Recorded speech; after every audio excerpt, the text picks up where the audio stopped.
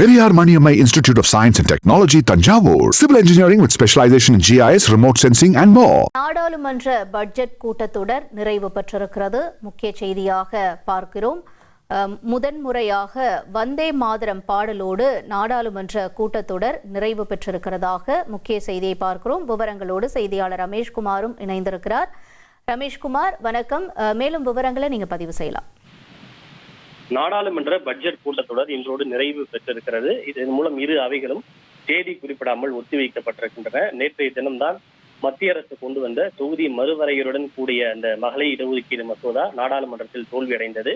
இந்த சூழ்நிலையில் இந்த 3 நாட்கள் கூட்டப்பட்ட சிறப்பு அமர்வும் இன்றோடு முடிவுக்கு வந்தது. கடந்த பிப்ரவரி 28ஆம் தேதி நாடாளுமன்ற பட்ஜெட் கூட்டத்தொடர் துவங்கியது.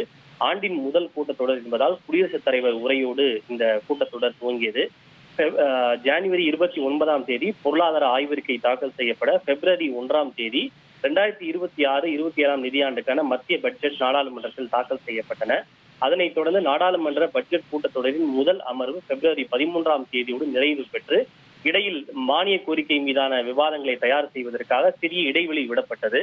அதனைத் தொடர்ந்து மார்ச் 9ஆம் தேதி நாடாளுமன்ற பட்ஜெட் கூட்டத்தொடரின் 2ஆம் அமர்வு கூடி ஏப்ரல் 2ஆம் தேதி வரை நடைபெற்றது. இந்த இடைப்பட்ட காலகட்டத்தில் துணை ரீதியாக மானிய கோரிக்கை மீதான விவாதமும் பட்ஜெட்டும் முழுமையாக நாடாளுமன்றத்தின் ஒப்புதல் என்பது பெறப்பட்டது.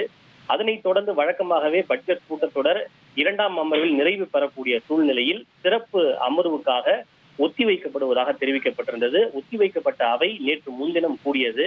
சிறப்பு அமர்வில் தான் இந்த மகளிர் இடஒதுக்கீடு மற்றும் தொகுதி மறுவரையறையுடன் கூடிய அந்த மசோதா தாக்கல் செய்யப்பட்டு அது தோல்வியை தழுவி இருக்கிறது.